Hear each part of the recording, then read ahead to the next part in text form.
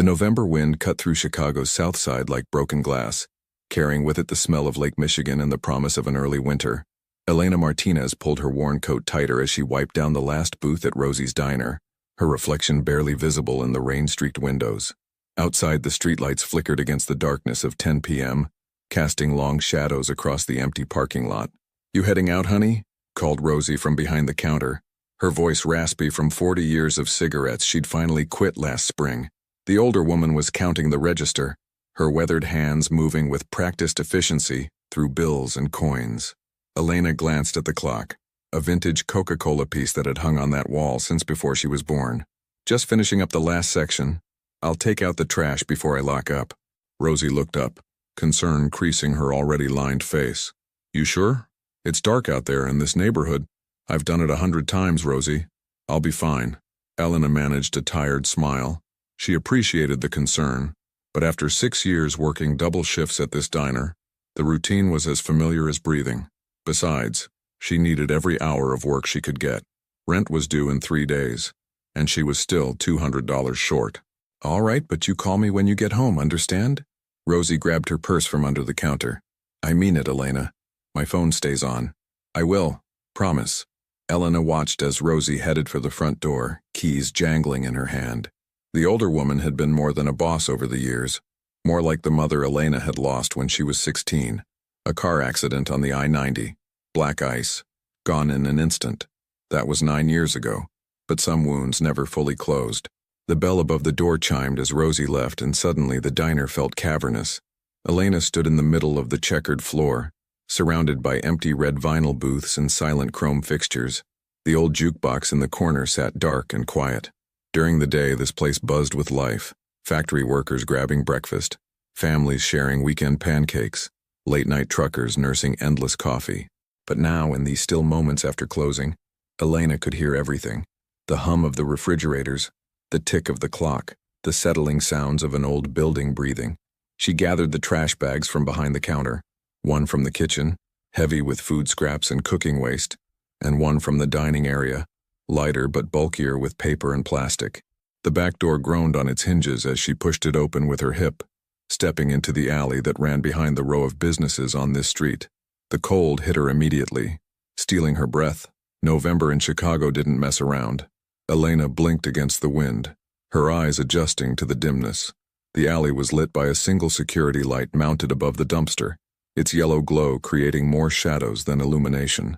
Graffiti covered the brick walls on both sides, not the artistic kind, just tags and territorial markings that changed every few months. She'd walked this alley hundreds of times, but tonight something felt different. The air carried a tension she couldn't name, like the pressure before a thunderstorm. Elena shook her head, dismissing the feeling. She was just tired, that was all. 16-hour days did that to a person. The dumpster sat against the back wall, its green metal surface dented and scratched from years of use. Elena approached it, already reaching for the lid, when she heard it. A sound. Soft, almost imperceptible. The rustle of paper. Movement. She froze, her hand on the cold metal of the dumpster. Rats were common in Chicago alleys, but this sounded bigger. Her heart began to beat faster, adrenaline cutting through her exhaustion. "Hello?" Her voice came out smaller than she intended, swallowed quickly by the wind. The movement stopped. Elena stood perfectly still, every sense heightened. She should go back inside, lock the door, call someone. That's what any sensible person would do. But curiosity, or maybe stubbornness, kept her feet planted. She'd dealt with raccoons before, even a stray dog once. Whatever this was, she could handle it. She took a step closer to the dumpster, then another. The security light flickered, and in that brief moment of clarity, she saw him. A man. Not beside the dumpster, inside it. Elena gasped, stumbling backward, the trash bags falling from her hands. Her mind struggled to process what she was seeing. A grown man, wedged into the dumpster among the garbage, his hands clutching what looked like a half-eaten sandwich from today's lunch rush. His face was turned toward her, eyes wide with the same shock she felt. For a heartbeat, they both froze. Predator and prey, though Elena couldn't tell which was which. Then he moved, trying to pull himself out of the dumpster, and that's when Elena saw the blood. His white shirt, once expensive by the look of it, was torn and stained dark. His face bore cuts and bruises, swelling around his left eye. His hands shook as he gripped the edge of the dumpster, and when he tried to stand, his leg buckled beneath him. "Please." His voice was rough, desperate. "Please don't scream." Elena's breath came in short gasps. Every instinct screamed at her to run, to get back inside, to call the police. This man was clearly in trouble, and trouble wasn't something she could afford in her life. She had enough of her own problems without inheriting someone else's. But she didn't run.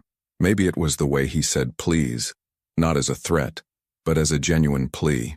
Maybe it was the look in his eyes, dark brown and exhausted, that spoke of someone who'd been running for so long they'd forgotten what it felt like to stop. Maybe it was because she recognized that look. She'd seen it in her own mirror after her parents died, when she'd had nowhere to go and no one to turn to. "Are you—" she started, her voice trembling. "Do you need help?" He stared at her, seeming to weigh whether to answer. Blood dripped from a cut above his eyebrow, tracking down the side of his face. He was shivering, she realized, and not just from fear. The temperature had dropped into the 30s, and his jacket, what remained of it, offered little protection. "I need—" he started, then stopped, as if unsure what he actually needed. His eyes darted past her to the mouth of the alley, checking for threats. "I need to disappear." Elena should have walked away right then. Those words, "I need to disappear," they weren't the words of someone with simple problems. They were the words of someone running from something serious, something dangerous. "Who's after you?" she heard herself ask, surprising herself with the question. He laughed, a bitter sound without humor. "Everyone." He tried again to climb out of the dumpster, wincing with each movement. His right hand clutched his left side where his shirt was darkest with blood. Elena made a decision that would change everything. She stepped forward, extending her hand. "Here, let me help you." He looked at her hand like it was a foreign object, something he couldn't quite comprehend. "Why would you help me? You don't know me." "No," Elena agreed, her hand still extended. "But I know what it's like to be hungry and hurt with nowhere to go." Something shifted in his expression. Surprise, perhaps, or disbelief that anyone could look at him in this moment and offer kindness instead of judgment. Slowly, carefully, he reached out and took her hand. His grip was strong despite his condition, and together they managed to get him out of the dumpster. He stood unsteadily, favoring his right leg, and Elena could see the full extent of his injuries. Besides the obvious cuts and bruises on his face, his shirt was torn open, revealing more bruising across his ribs. His expensive-looking pants were ripped at the knee, and one of his shoes was missing entirely.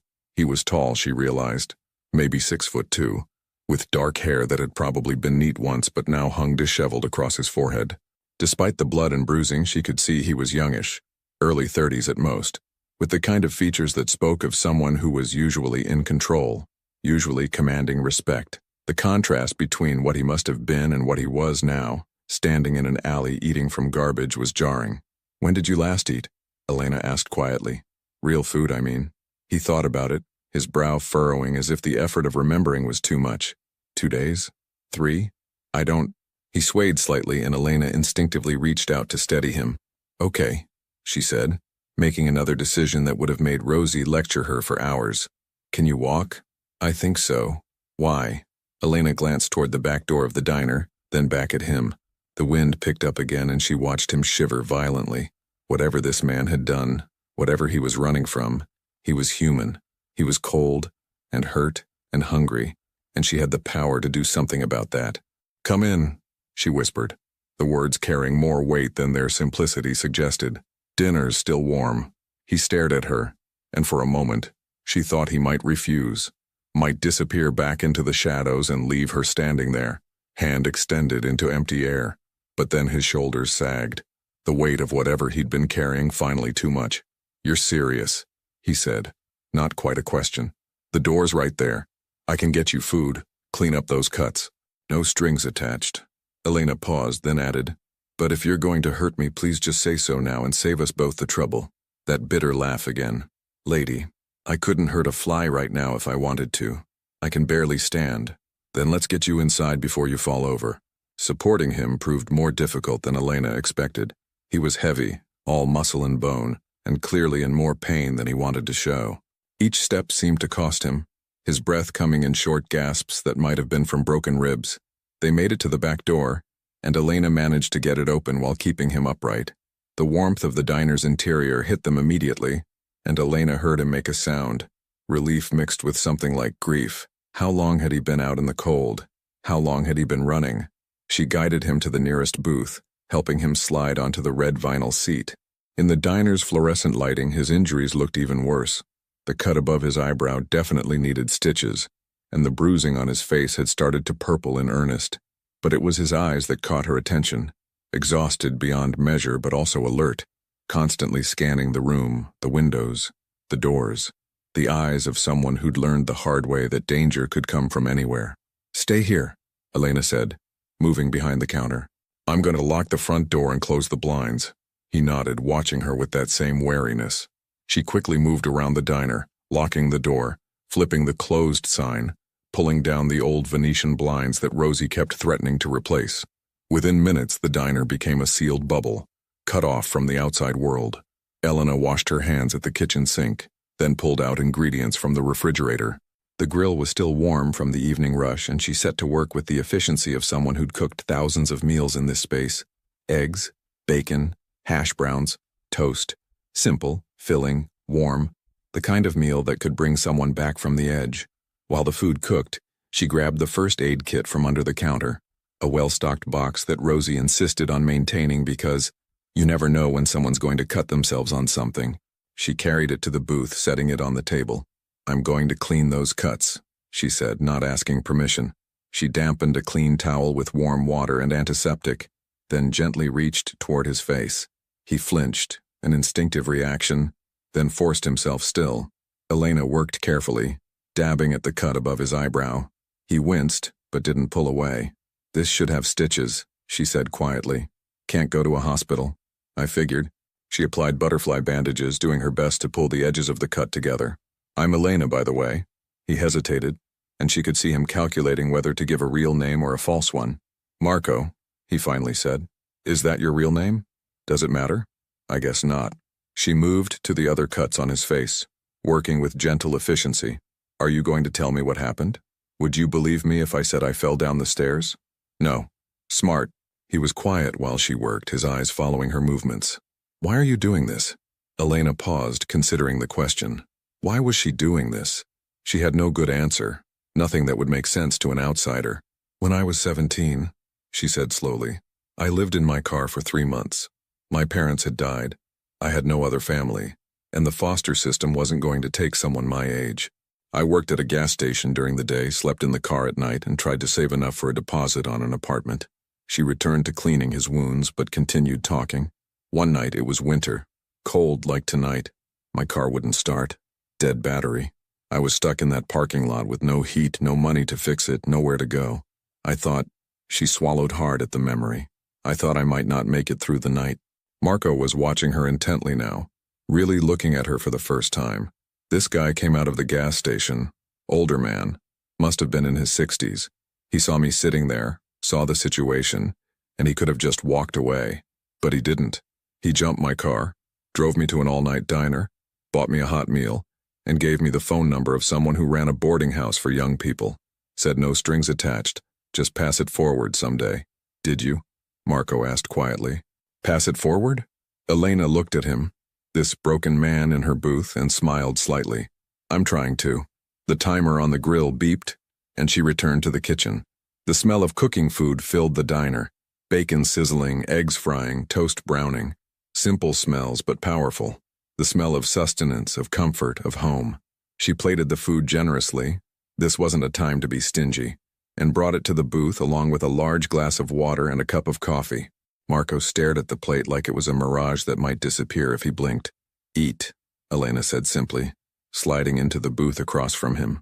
He picked up the fork, his hand shaking slightly, and took a bite. Then another, and then he was eating in earnest. Not frantically, but with the focused intensity of someone who'd forgotten what real food tasted like. Elena watched silently, sipping her own coffee, giving him space. When he'd finished more than half the plate, he slowed down, taking a long drink of water. "Thank you," he said, and there was genuine emotion in those 2 words. "You have no idea what this means." "You're welcome." Elena wrapped her hands around her coffee mug, feeling its warmth. "Do you want to tell me what happened? Who did this to you?" Marco set down his fork, his expression hardening. "The less you know, the safer you are." I think we're past that point, don't you? I've already helped you. If someone's looking for you and they find out I fed you, gave you shelter. She let the sentence hang. He studied her, seeming to wage an internal battle. Finally, he sighed. What do you know about organized crime? Elena's stomach tightened. Only what I see in movies.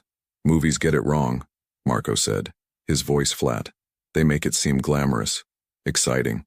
The truth is darker, uglier.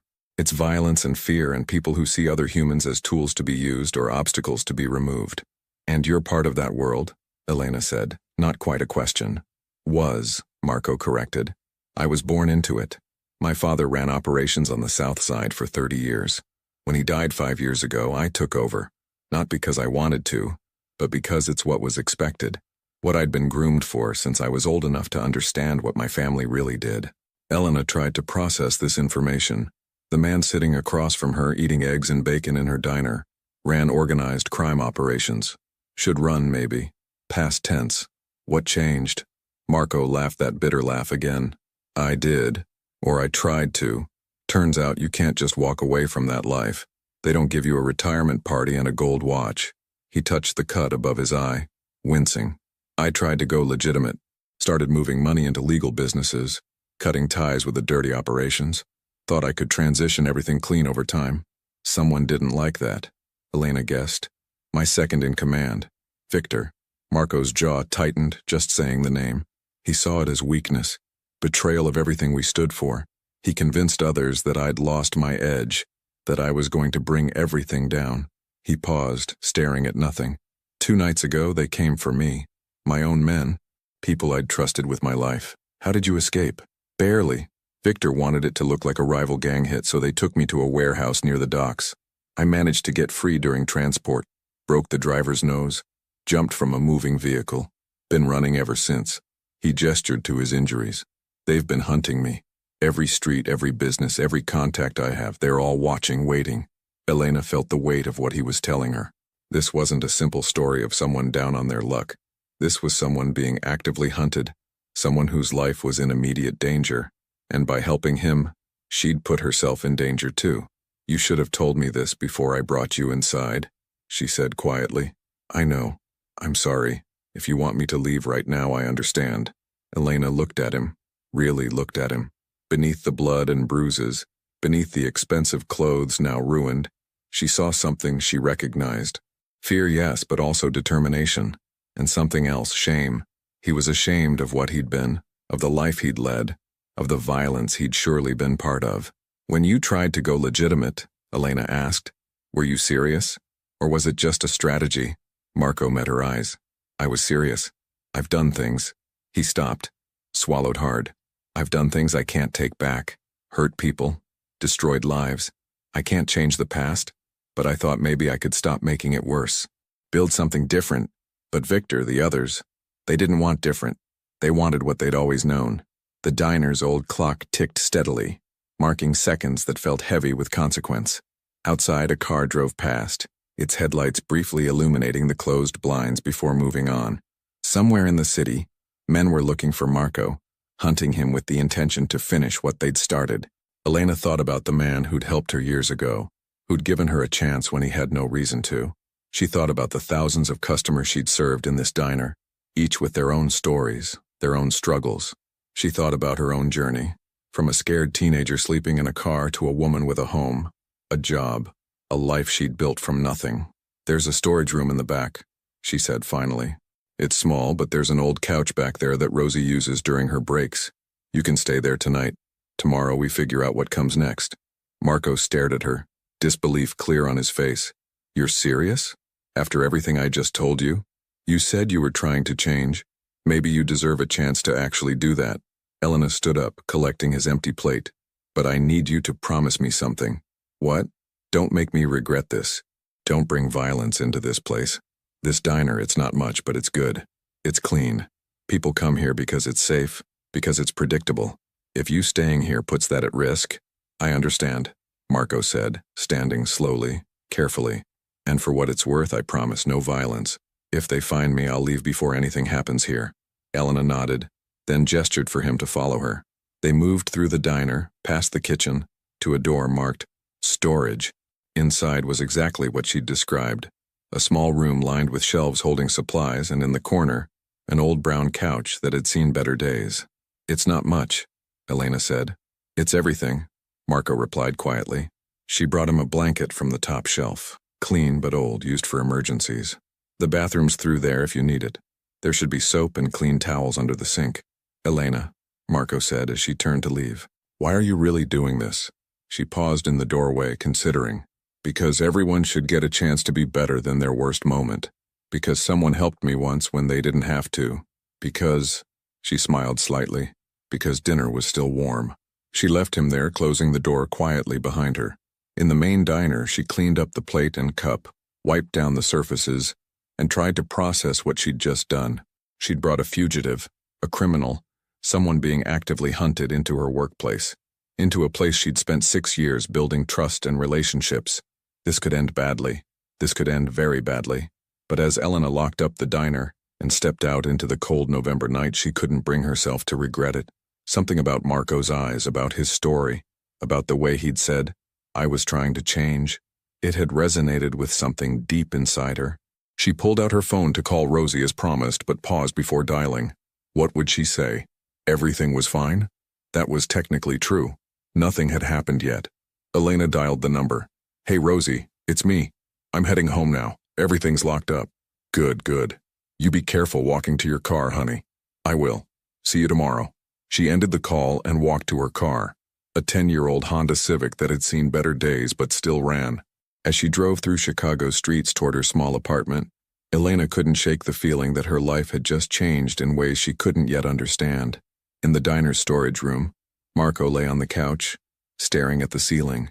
The warmth, the food, the simple act of human kindness. It all felt surreal after days of running, hiding, surviving. He touched the bandages Elena had applied to his face, still slightly damp. He thought about Victor, about the betrayal, about the empire he'd been trying to dismantle.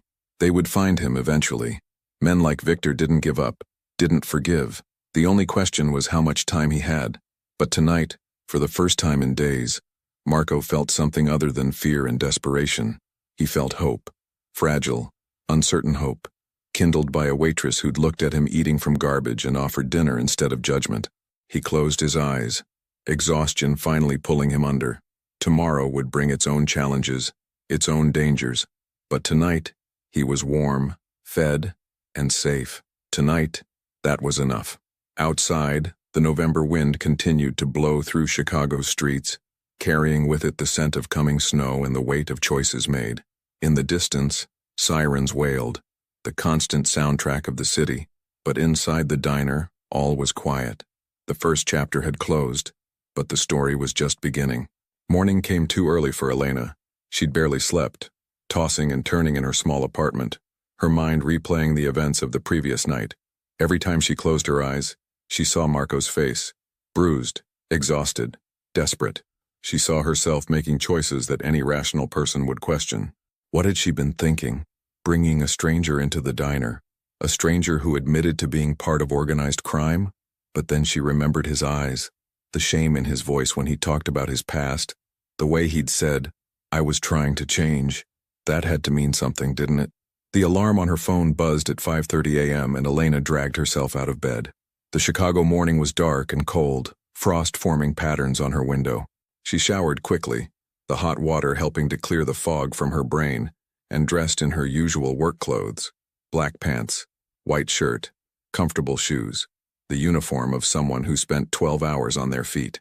As she drove back to the diner through empty streets, Elena's hands gripped the steering wheel tighter than usual. What would she find when she got there? Would Marco still be there? Would he have left in the night, disappearing as suddenly as he'd appeared? Part of her hoped he had. It would be simpler, safer. But another part, the part that had offered him help in the first place, hoped he was still there. The diner's parking lot was empty when she arrived at 6 a.m. She unlocked the front door, flipped on the lights, and stood for a moment in the familiar space. Everything looked normal. Booths in neat rows, counter-cleaned coffee pots ready to be filled. No sign that anything unusual had happened here just hours ago. Elena moved through her opening routine on autopilot, starting the coffee, preheating the grill, checking inventory, setting up the register. But her mind was elsewhere, focused on the storage room door at the back of the diner. She hadn't heard any sounds from there yet. Maybe he really had left. She was pouring her first cup of coffee when she heard it, a soft creak from the back. Her heart jumped, and she set down the pot carefully, trying to steady her suddenly shaking hands. The storage room door opened slowly, and Marco emerged. In the morning light, he looked different. Still injured, still bruised, but somehow more human. He'd cleaned himself up, his face washed, his hair combed back with wet fingers, his torn shirt buttoned as best it could be over the bandages she'd applied. He moved stiffly, clearly in pain, but there was a determined set to his shoulders. "Good morning," Elena said quietly, aware that her voice sounded too loud in the empty diner. "Morning." Marco paused in the doorway, as if unsure whether he was allowed to come further. "I hope it's okay that I used the bathroom sink. I tried not to make a mess." "It's fine." Elena poured a second cup of coffee, adding cream and sugar, and brought it to him. "How did you sleep?" He accepted the cup, wrapping his hands around it like she had the night before. "Better than I have in days. That couch is more comfortable than it looks." He took a sip, closing his eyes briefly. "Thank you. For everything." They stood there awkwardly. Two strangers connected by circumstances neither fully understood. Elena noticed details she'd missed in the darkness and chaos of last night. The strong line of his jaw beneath the bruising, the way he held himself despite the injuries, the expensive watch still on his wrist that he somehow hadn't pawned or lost. This was a man used to being in control, used to commanding respect, now reduced to accepting charity from a waitress. "I should go," Marco said finally, setting down the cup. "Before your boss arrives, before customers start coming. You've done more than enough, and the longer I stay, the more danger I put you in." "Wait," Elena heard herself say. "Have you eaten?" "Elena, it's a simple question. Have you eaten this morning?" He shook his head. "I'm not hungry." "That's not true. You're starving. I can see it." She moved toward the kitchen. "Sit down. Let me make you breakfast, and then we can talk about what happens next." Marco looked like he wanted to argue, but exhaustion and hunger won out. He carefully lowered himself into the nearest booth, the same one from last night, and watched as Elena worked. She fell into the familiar rhythm of cooking. Eggs, bacon, pancakes this time, hash browns. The diner would open in 30 minutes, and the first customers would start trickling in around 6:45. She had time, but not much. "Tell me about Victor," Elena said as she cooked, keeping her voice casual. "You're second in command. How long did you know him?" Marco was quiet for a moment. 15 years. He worked for my father first, came up through the ranks. When my father died and I took over, Victor was the logical choice to be my right hand. He knew the operations, knew the people, knew how everything worked. You trusted him. Completely. That was my mistake." Bitterness crept into Marco's voice. "I thought loyalty meant something in that world. I thought the years we'd worked together, the things we'd been through, counted for something. But I was wrong." Elena flipped the pancakes, watching them brown. "When did you realize he was going to betray you?" "Too late. I'd been making changes for about 6 months. Gradually, carefully. Selling off properties, cutting ties with certain operations, moving money into legitimate businesses. Victor voiced concerns, but I thought he'd come around eventually. I thought once he saw we could make just as much money legally, he'd understand. But he didn't. No.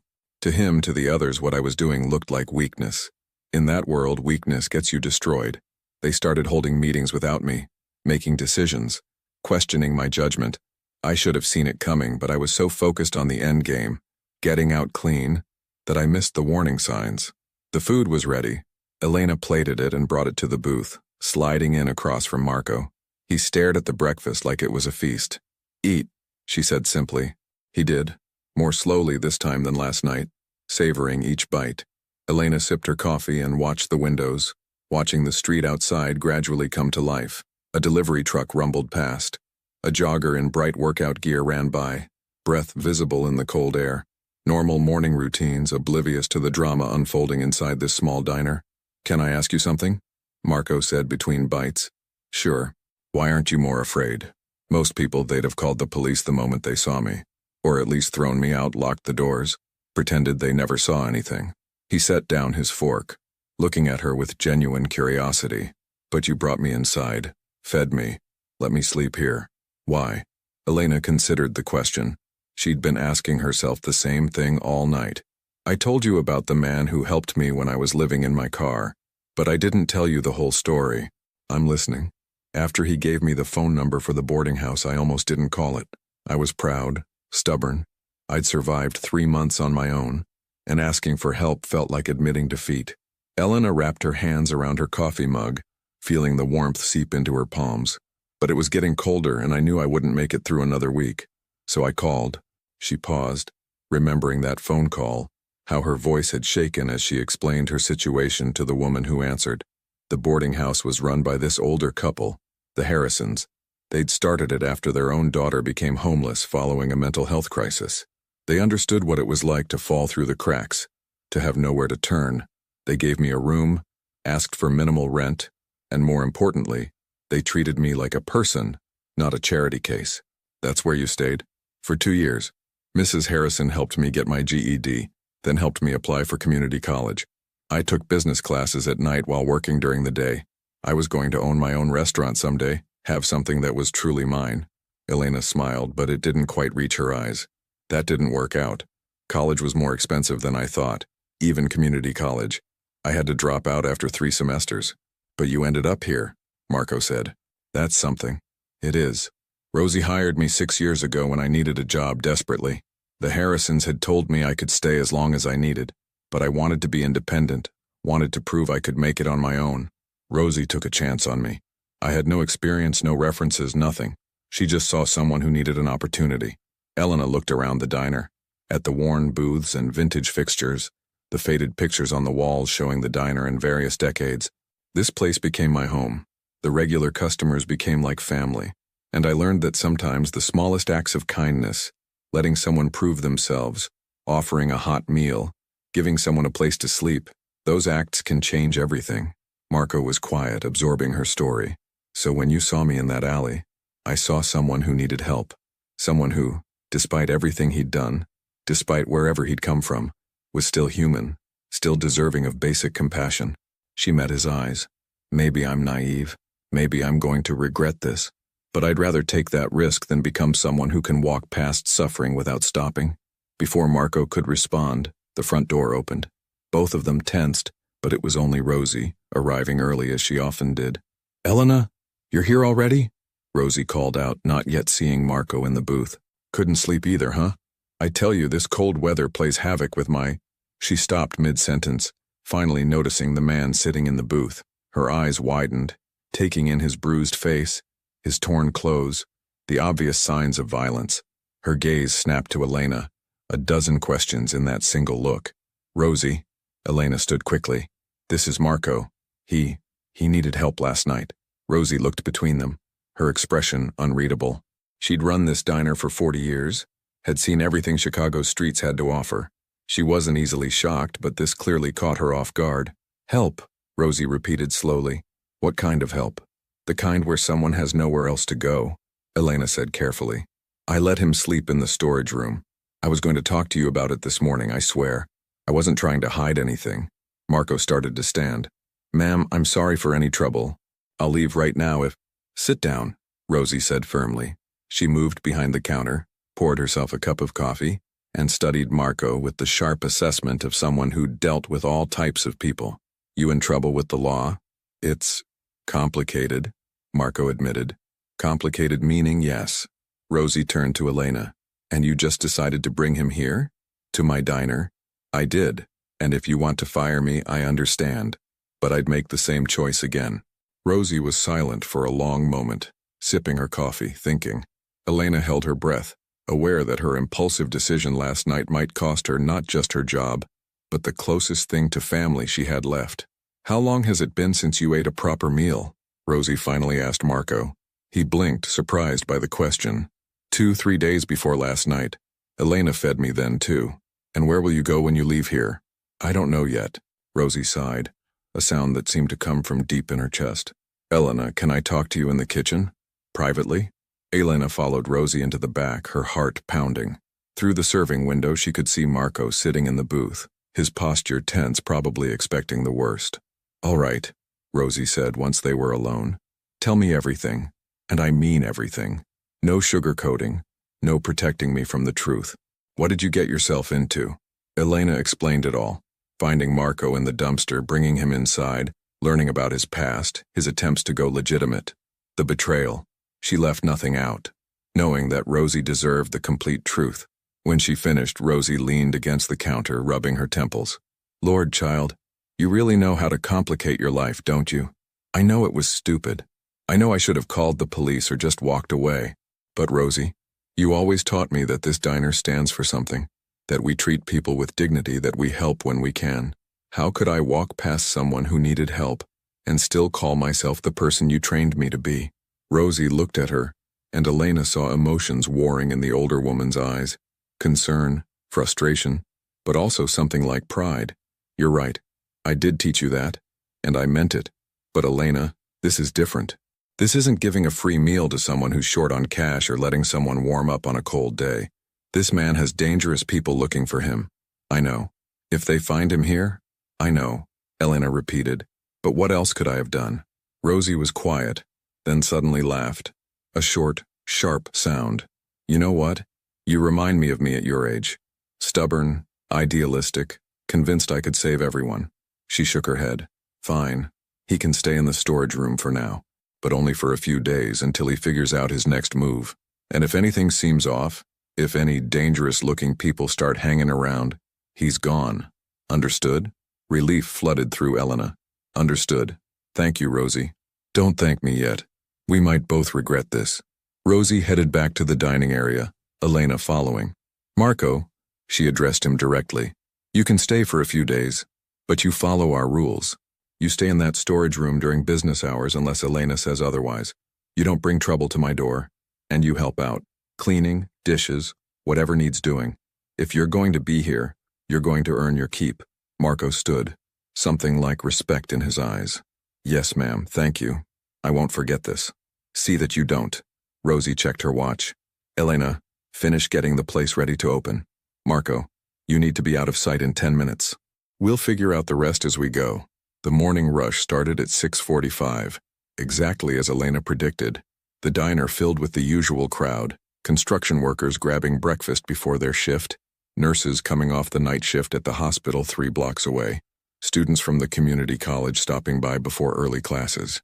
Elena moved through her routine with practiced ease, but her mind was partially elsewhere, aware of Marco hidden in the storage room. Around 8:30 a.m., during a brief lull between the breakfast and mid-morning crowds, Elena brought Marco another cup of coffee and a plate of leftover pancakes. She found him sitting on the couch, staring at his hands. You okay? She asked, setting down the food. I've been thinking, Marco said slowly, about what happens next. I can't stay here indefinitely. Victor's people, they're thorough. They'll check every business, every contact, every place I might go. Eventually, they'll come here. Then we make sure you're gone before they do. It's not that simple. He paused, seeming to struggle with something. There's evidence, documentation of everything Victor's done, everything the organization has done. I kept records, insurance in case things went wrong. I need to get to it. Where is it? A safety deposit box at a bank downtown. But I can't just walk in there. Victor will have people watching, waiting for me to make exactly that kind of move.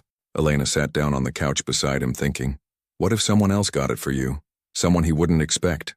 You mean you? Marco shook his head. Absolutely not. I won't put you in more danger than I already have. I'm already in danger, aren't I? You said yourself that if Victor finds out someone helped you, they're in trouble too. So either I'm at risk or I'm not. You can't have it both ways. Elena, listen to me. You need that evidence if you're going to have any chance of fixing this, right? Of proving what Victor did, maybe even going to the authorities? Yes, but then let me help. I'm just a waitress. No one would suspect me of being connected to you. I could go to the bank during my lunch break, get whatever's in that box and bring it back here. Simple. Marco looked at her like she'd suggested they rob the bank instead. It's not simple. There are procedures, security measures. You can't just access someone else's safety deposit box. What if you authorized me? Isn't there paperwork for that? He was quiet, considering. There is. I'd need to call the bank, add you as an authorized party. But Elena, if something goes wrong, if Victor's people are watching and they see you, then I'll handle it. I've been taking care of myself for a long time, Marco. I'm not helpless. She could see him wrestling with the decision, weighing risks against necessity. Finally, he nodded. Okay, but we do this carefully. I'll call the bank when they open, set everything up. You go during the busiest time of day when there are lots of people around. Safety in numbers. And if anything feels wrong, you walk away. You don't try to be a hero. Deal. They spent the next hour planning. Marco explained exactly what was in the safety deposit box. A USB drive containing financial records, communications, evidence of illegal activities. Everything he'd collected over the years, not quite knowing why, but some instinct telling him he might need it someday. Why did you keep all this? Elena asked. If you were part of it, these records incriminate you too. I know, but I think part of me always knew I wanted out. Keeping the records was like keeping a door open. A way to leave if I ever found the courage. He looked at his hands again. My father used to say that in our world, information is power. The more you know, the more protected you are. I never thought I'd use it like this, though. At 11 a.m. during the late breakfast lull, Marco used Elena's phone to call the bank. She listened to his side of the conversation, noting how his voice changed. More formal, more authoritative. The voice of someone used to being obeyed. Yes, I need to add an authorized party to my safety deposit box. Elena Martinez. She'll be coming by this afternoon. Yes, I understand there's a fee. Thank you. He hung up and handed the phone back to Elena. It's done. They'll have your name at the front desk. You'll need your ID, and they'll verify with me before giving you access. The box number is 847. 847, got it. Elena, I mean it. If anything seems wrong, I know. Walk away. You've told me 3 times. He managed a slight smile.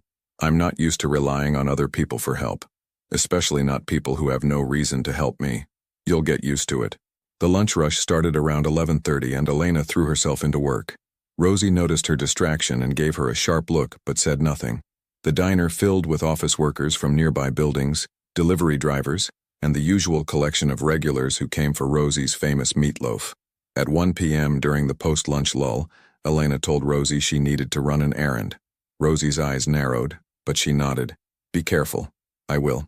Elena changed out of her work shirt into a plain sweater she kept in her locker, trying to look more like a regular customer than a waitress. She told Marco she was leaving, saw the worry in his eyes, and gave him what she hoped was a confident smile. The bank was only 6 blocks away, close enough to walk despite the cold. Elena kept her head down, moving with purpose, trying to look like someone on a normal errand. She couldn't shake the feeling of being watched, though every time she turned around there was nothing suspicious. Just people going about their day. The bank was busy, which was good. Elena joined the line, waiting her turn, trying to control her breathing. This was simple. Walk in, show ID, access the box, walk out. Nothing to it. Next, please. Elena approached the desk, where a woman in her 50s with glasses and a nameplate reading Mrs. Chen smiled professionally. Hi, I need to access a safety deposit box. Number 847. I should be on the authorized list. Elena Martinez. Mrs. Chen typed on her computer, reviewing the information. Ah yes, Mr. Castellano called earlier. I'll need to see your ID, please. Elena handed over her driver's license, watching as Mrs. Chen compared the photo to her face, then made a few notes. Everything appears to be in order. If you'll follow me, please. They went through a secure door, down a hallway lined with more safe deposit boxes than Elena had imagined existed. Mrs. Chen used 2 keys, one from her desk, one that Marco had told Elena would be taped under the couch in the storage room, which she'd retrieved earlier, and opened box 847. Inside was a single USB drive exactly as Marco had described. Take your time, Mrs. Chen said.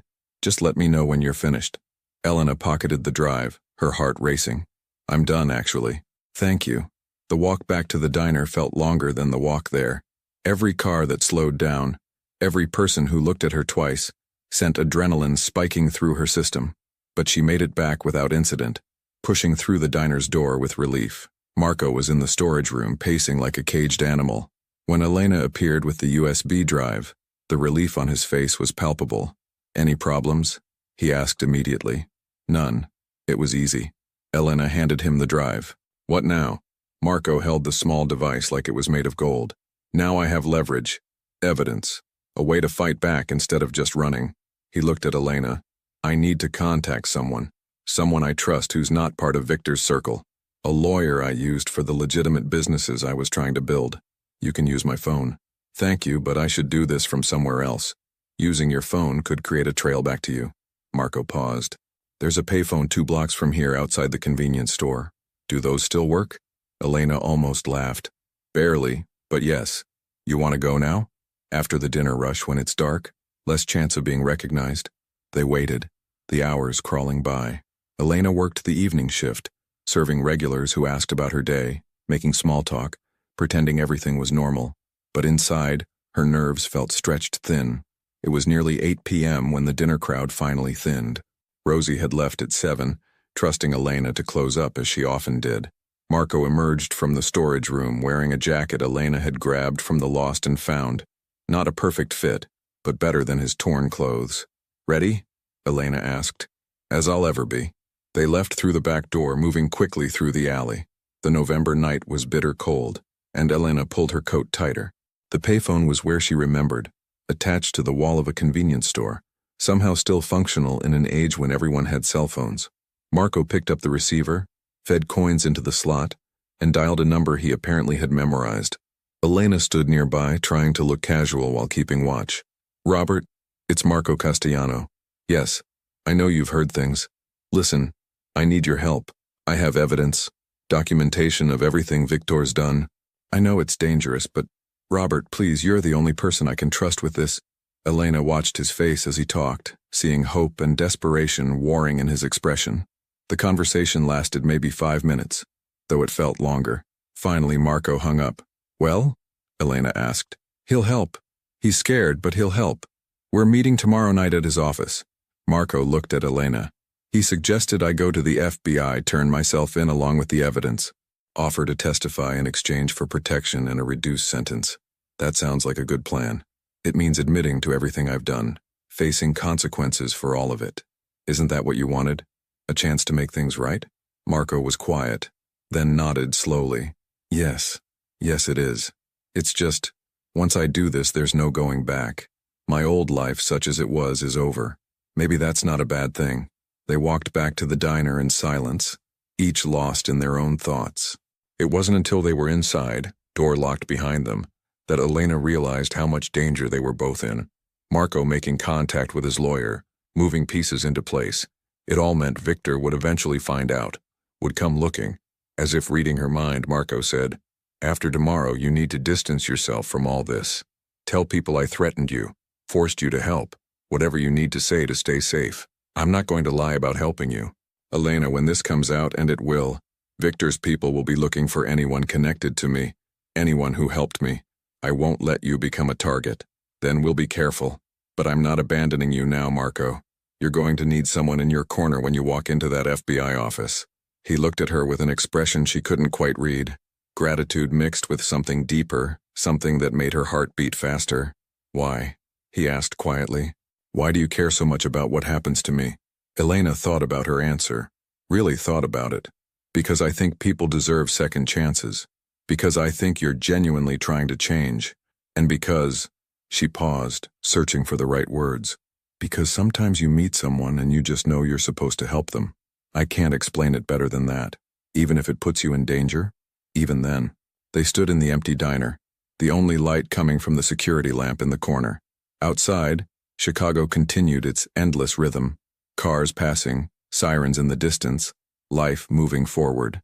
But inside this small space, time felt suspended, crystallized in this moment of connection between two people from completely different worlds.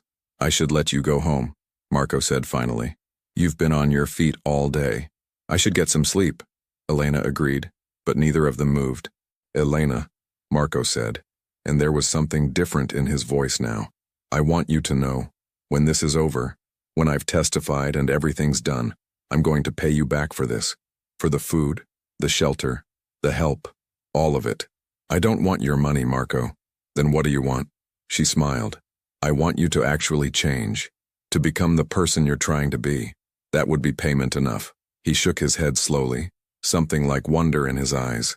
"You're remarkable, you know that?" "I'm really not. I'm just someone trying to do the right thing." "That's exactly what makes you remarkable." Elena felt heat rise to her cheeks and broke eye contact. "I should really go. Tomorrow's going to be a long day." "Yeah, get some rest." She gathered her things, double-checked that the doors were locked, and left Marco in the storage room. As she drove home through the dark streets, Elena couldn't shake the feeling that everything was about to change. Tomorrow, Marco would meet with his lawyer. Soon after, he'd go to the authorities. And then what? She couldn't think that far ahead. For now, she'd helped someone who needed it. Whatever came next, they'd face it together. In the storage room, Marco lay on the couch, the USB drive clutched in his hand. He thought about Elena, about her kindness, her courage, her unwavering belief that people could change. He thought about the life he'd lived, the choices he'd made, the harm he'd caused. Tomorrow, he would begin the process of making it right, of facing consequences and accepting responsibility. It wouldn't erase the past, but it might create the possibility of a different future. For the first time in years, Marco felt something he'd almost forgotten: hope. Outside, the Chicago night pressed against the windows, cold and indifferent. Somewhere in the city, Victor was planning, searching, hunting. The danger was real and growing closer. But tonight, in this small diner on the south side, two unlikely allies had forged a bond that would be tested in ways neither could imagine. The second chapter had closed, but the story was far from over. Tomorrow would bring new challenges, new risks, and decisions that would reshape both their lives forever. The next morning started with tension. Elena arrived at the diner to find Marco already awake, nervous energy radiating from him. Tonight was the meeting with his lawyer, his chance at redemption. "You okay?" Elena asked, pouring coffee. "Just anxious. This could change everything." The breakfast rush proceeded normally until 9 a.m., when two men in dark suits entered. Elena's stomach dropped. They didn't look like regular customers. Too alert, too focused. They sat at the counter ordering coffee they barely touched while their eyes scanned everything. One of them pulled out a photo. "Excuse me, miss. Have you seen this man?" Elena's heart pounded as she looked at Marco's picture. She forced herself to stay calm, shaking her head. "No, sorry. Lots of people come through here, though." The men exchanged glances. "If you do see him, call this number. There's a reward." They left a card and departed. Through the window, Elena watched them check the alley, the same alley where she'd found Marco. The afternoon sun cast long shadows across the diner as Elena cleaned tables with mechanical precision. Her hands moved automatically. Wipe, spray, wipe again. But her mind was miles away, replaying the morning's encounter with Victor's men over and over like a movie stuck on repeat. They knew. Maybe they didn't know Marco was here specifically, but they were close. Too close. The way those men had studied the diner, the alley, the surrounding buildings, they were narrowing their search, eliminating possibilities one by one. It was only a matter of time. Marco's meeting with his lawyer was scheduled for 8 p.m. at Robert's downtown office. 6 more hours. Could they make it 6 more hours without being discovered? "Elena, honey, you've wiped that same table 3 times now." Rosie's voice cut through her thoughts. The older woman stood behind the counter, concern etched deep in the lines of her face. "Talk to me. What's going on?" Elena set down her cloth and moved to the counter, keeping her voice low despite the diner being relatively empty. Just 2 customers in corner booths, both absorbed in their phones. Victor's people were here this morning, showing Marco's picture, asking questions. Rosie's expression hardened. "What did you tell them?" "That I hadn't seen him. They believed me, I think." "But Rosie, they're searching systematically. They'll be back or they'll send others. And if they find him here, then we make sure he's gone before that happens." Rosie pulled out her phone, checking the time. "When's his meeting?" 8 o'clock. Downtown. That's rush hour. Lots of people on the streets, lots of movement. Good. Rosie drummed her fingers on the counter, thinking. "My nephew, Tommy, he drives for a rideshare company. He owes me a favor. I could have him pick Marco up from the back alley, drive him to the meeting. No connection to you, no trail leading back here." Relief flooded through Elena. "Would he do that? For me?" "Yes. He's a good kid. Keeps his mouth shut." Rosie was already dialing. "Tommy, it's Aunt Rosie. I need a favor and I need you to not ask questions." While Rosie arranged transportation, Elena checked on Marco. She found him in the storage room, pacing like he had been all day. The USB drive sat on the small table, next to a notepad where he'd been writing, preparing what to say maybe, or documenting last-minute details he'd remembered. "There's a development," Elena said, and explained about Rosie's nephew. Marco listened, then nodded slowly. "That's smart. Better than walking out the front door or calling a cab that could be traced." He paused, studying her face. "You look worried." "I am worried. Those men this morning. Marco, they're not going to give up. Even after you testify, even after Victor's arrested, there will be others. People who feel betrayed, who want revenge. I know. He moved to the small window, peering through the gap in the curtain at the alley outside. That's why witness protection exists. New name, new city, new life. I'll disappear. The words hit Elena harder than she expected. Of course he would disappear. That was the point. The only way he'd be safe. But somehow, in the chaos of the last 2 days, she hadn't fully processed what that meant. Marco would walk out of her life as suddenly as he'd entered it, and she'd never see him again. That's good, she managed to say. That you'll be safe. He turned from the window and something in his expression suggested he understood what she wasn't saying. Elena, these past 2 days, I know it's been complicated and dangerous, but you've given me something I didn't think I'd ever have again. What's that? Hope. A reason to believe that change is actually possible. That I'm not defined forever by the worst things I've done. Marco crossed the small room, standing close enough that she could see the fading bruises on his face, the cuts that were starting to heal. I won't forget that. I won't forget you. You don't have to. Yes, I do. Because when I'm in witness protection, starting over somewhere new, I'm going to remember that someone believed I was worth saving. That's going to matter on the hard days. Elena felt tears prick her eyes and blinked them back. This wasn't the time for emotion. They still had hours to get through, and she needed to stay focused. We should go over the plan again. Make sure we haven't missed anything. They spent the next hour reviewing every detail. Tommy would arrive at 7:30, pulling into the alley behind the diner. Marco would leave through the back door, get in the car, and Tommy would drive him to Robert's office building downtown. Robert would be waiting, along with a federal agent he'd already contacted, someone he trusted, someone who specialized in organized crime cases. Marco would hand over the USB drive, make his statement, and formally request witness protection in exchange for his testimony against Victor and the entire organization. If everything went according to plan, he'd be in federal custody by 9 p.m., safe from Victor's reach. What if something goes wrong? Elena asked. What if Victor's people are watching the lawyer's office? Robert's smart. He'll have thought of that.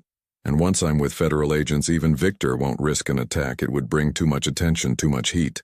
Marco tried to sound confident, but Elena heard the uncertainty underneath. The dinner rush started at 5:30 and Elena forced herself to work normally. Smile at customers, take orders, deliver food, make small talk. Every time the door opened, her heart jumped. Every unfamiliar face made her pulse quicken. But the evening progressed without incident. Just regular people eating regular meals, unaware of the drama unfolding in the storage room. At 7 p.m., Rosie sent Elena on an early break. Go. Talk to him. You both need this. Elena found Marco dressed in clean clothes, a pair of jeans and a button-down shirt from the Lost, and found that actually fit reasonably well. He'd shaved using a disposable razor from the first aid kit, and without the bruises and blood and exhaustion, Elena could see him clearly for the first time. This was who he might have been in another life. Someone successful, confident, normal. You clean up well, she said with a small smile. I borrowed these. I'll replace everything, I promise. Don't worry about it. Elena sat on the couch and Marco joined her.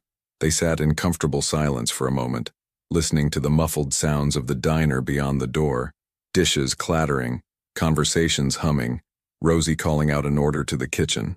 I've been thinking about what comes after, Marco said quietly. After the testimony, after witness protection places me somewhere new, I'll need to find work, build a life.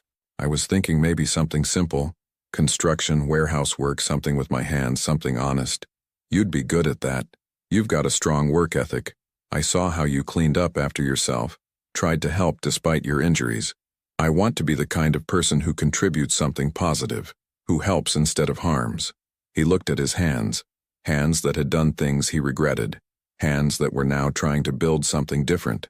Do you think that's possible? Real redemption? Elena thought about her own journey, from a scared teenager living in a car to a woman with a job, a home, a life. I think redemption is possible if you're willing to do the work. It won't be easy, and it won't erase the past. But yes, I think people can change. Even people like me. Especially people like you. Because you're trying. That matters. The alarm on Elena's phone buzzed. 7:25 p.m. 5 minutes until Tommy arrived.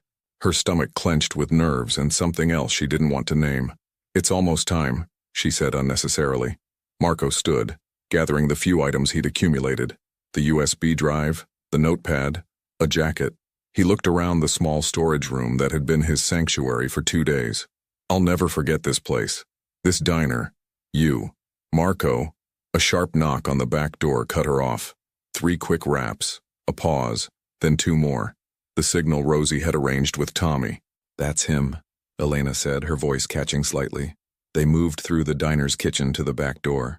Elena checked the peephole, confirmed it was Tommy, a young man in his 20s with Rosie's same kind eyes, then unlocked the door. Hey, Aunt Rosie said you needed a ride? Tommy kept his voice casual, playing his role perfectly. Where we headed? Downtown. I'll give you the address.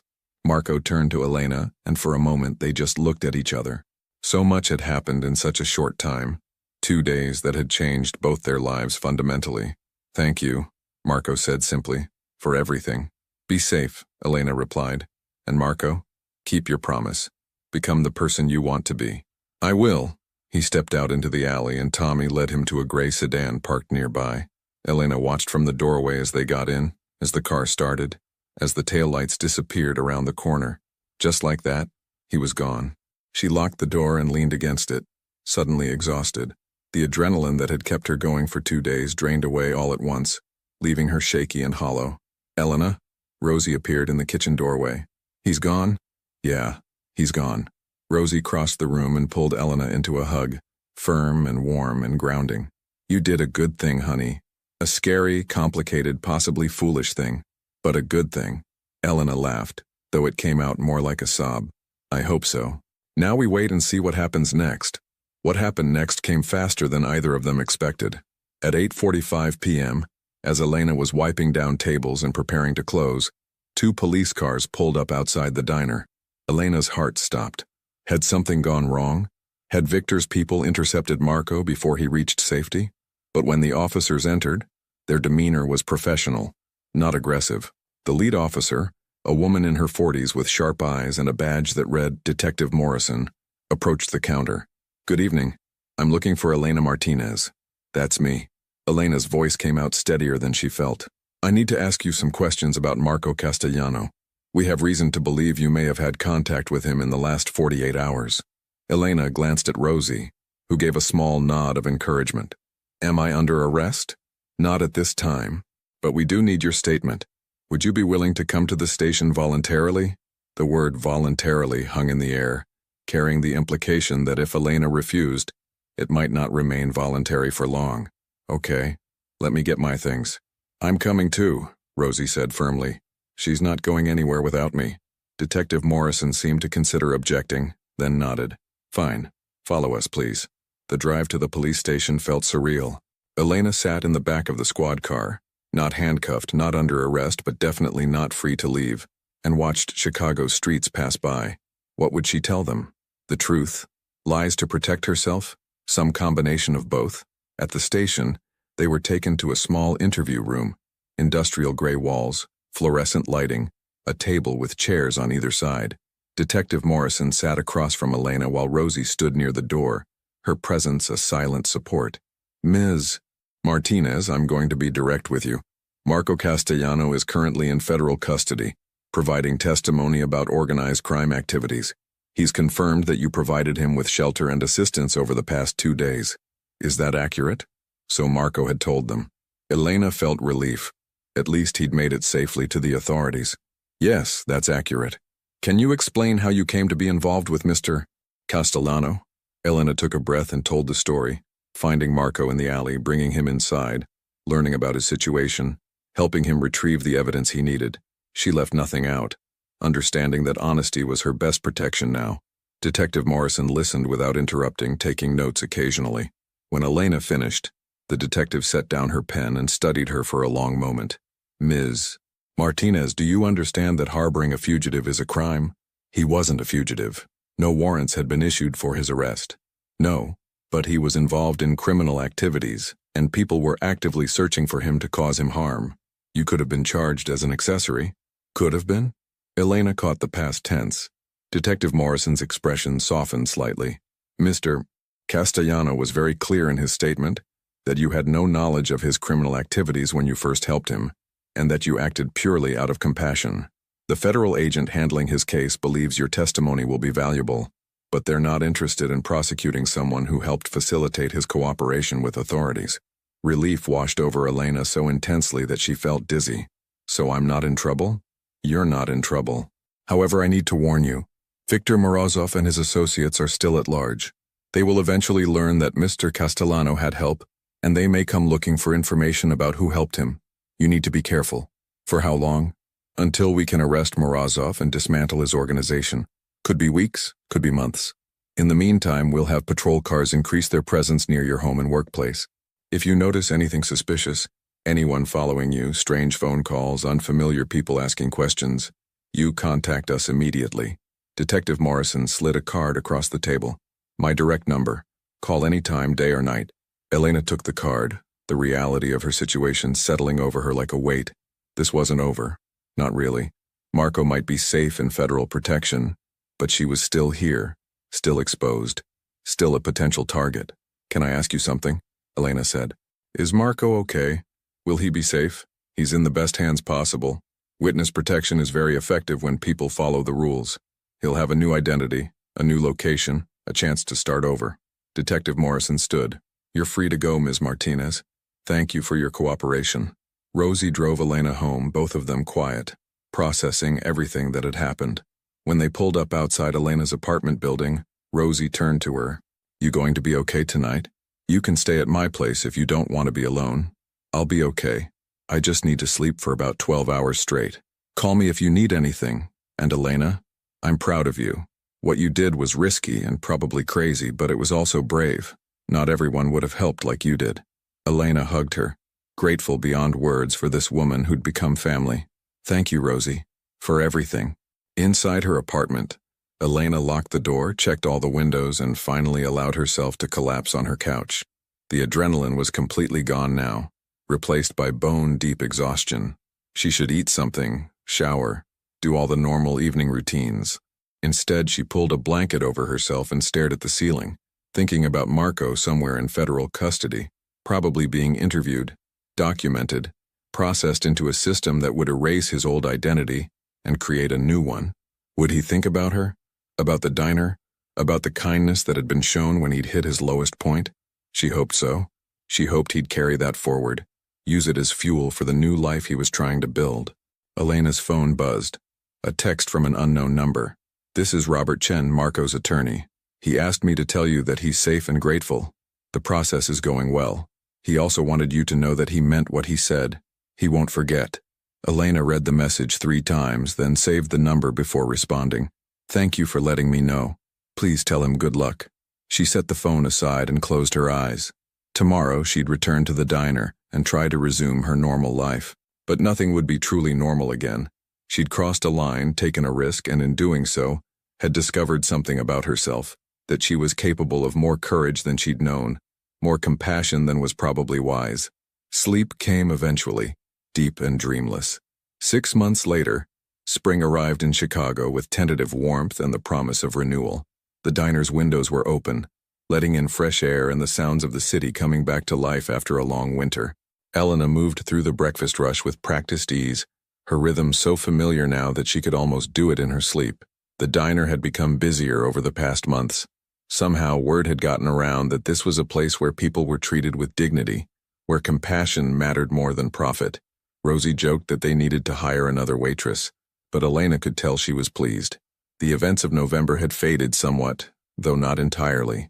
Viktor Morozov had been arrested in January, along with 8 other high-ranking members of his organization. The news had covered the story extensively, how an insider had turned against the crime syndicate, providing evidence that led to multiple convictions. Marco's name had been mentioned, though details about his cooperation and whereabouts were kept confidential. Elena had been interviewed twice more by investigators, but after Viktor's arrest, the attention had died down. The increased police patrols near the diner had gradually decreased until life returned to something approaching normal, but Elena hadn't forgotten. She thought about Marco often, especially on cold nights when she took out the trash and remembered finding him in that alley. She wondered where he was now, what name he used, what kind of work he'd found. She hoped he was happy, or at least content. She hoped he was becoming the person he'd wanted to be. At 10 a.m. during the mid-morning lull, the mailman delivered the diner's usual stack of bills and advertisements. Elena sorted through them absently, while Rosie prepared lunch specials in the kitchen. Then she saw it, a postcard. The front showed a generic landscape, mountains and forest, no identifying features. Elena flipped it over and her breath caught. The message was brief, written in handwriting she recognized despite having only seen it once on that notepad in the storage room. Dinner's still warm. Working construction now. Building things instead of breaking them. You were right. Change is possible. Thank you for seeing the person, not the past. M. No return address. No location marker. Nothing that could trace back to wherever he was. But it was enough. It was more than enough. Elena felt tears sting her eyes. Happy tears this time. He'd made it. He was building a new life. Keeping his promise, becoming someone different. What's that? Rosie asked, emerging from the kitchen. A postcard. From a friend. Elena smiled, reading the message again. He's doing well. Rosie looked at the postcard, understanding immediately. Good. That's real good. She squeezed Elena's shoulder. You did that, honey. You gave him a chance when no one else would. He did the hard part. I just offered dinner. Sometimes that's all someone needs. A hot meal and someone who believes in them. Elena pinned the postcard to the bulletin board behind the counter, among photos of regular customers, newspaper clippings about the diner's anniversary, Rosie's grandchildren's artwork. It fit there perfectly. Another piece of the diner's story, another life that had been touched by this place. The door chimed and a young man entered, early 20s wearing worn clothes with the haunted look of someone who'd been sleeping rough. He approached the counter hesitantly. Excuse me, he said quietly. I don't have much money, but I haven't eaten in 2 days. Is there any way I could work for a meal? Wash dishes, clean, whatever you need? Elena looked at him, seeing the desperation, the pride that made asking for help so difficult, the hope that someone might say yes. She thought about Marco eating from the dumpster. She thought about herself at 17 living in her car. She thought about the man who'd helped her when he didn't have to. Sit down, Elena said warmly, already moving toward the kitchen. Let me get you some breakfast, no work necessary. Really, but I can't pay. Don't worry about it. Everyone deserves a warm meal. The young man's eyes filled with gratitude as he slid into a booth. Elena prepared eggs, bacon, hash browns, toast. The same meal she'd made for Marco that first night. As she cooked, she felt the rightness of this moment, this continuation of a cycle that stretched back through her own life and forward into an unknown future. Rosie came up beside her, watching the young man through the serving window. Here we go again, she said, but she was smiling. Here we go again, Elena agreed. She brought the plate to the booth, set it down in front of the young man, and watched as he stared at the food like it was a miracle. Take your time. Eat as much as you want. Thank you, he whispered. You don't know what this means. I think I do. As Elena returned to the counter, she glanced at the postcard on the bulletin board. Marco had said that remembering someone believed he was worth saving would matter on hard days. Elena understood that now in a deeper way. It wasn't just about helping someone in the moment. It was about creating ripples, about passing forward the kindness that had been shown to you, about building a world where compassion mattered more than judgment. The morning sunshine streamed through the diner's windows, illuminating dust motes that danced in the air. Outside, Chicago continued its endless rhythm, people rushing to work, buses running their routes, construction crews building and rebuilding, life moving forward, one day at a time. Inside the diner, a young man ate a warm meal and felt hope for the first time in days. A waitress cleaned tables and thought about redemption and second chances. An older woman cooked in the kitchen and smiled at the goodness still possible in the world. And somewhere in a city far away, a man who used to be Marco Castellano worked a construction site, building things with honest labor, carrying with him the memory of a cold November night when someone had whispered, "Come in, dinner's still warm." The story that had begun with an act of compassion in an alley had transformed into something larger, a reminder that everyone deserves a chance to be better than their worst moment, that kindness creates ripples that extend far beyond what we can see, and that sometimes the most radical thing we can do is look at someone who's fallen and offer them a hand up instead of judgment. Elena wiped down the counter, served coffee to arriving customers, and felt at peace. She didn't know what the future held, but she knew this. She would continue to do what she could, help who she could, and believe in the possibility of change, because dinner was still warm, and it always would be.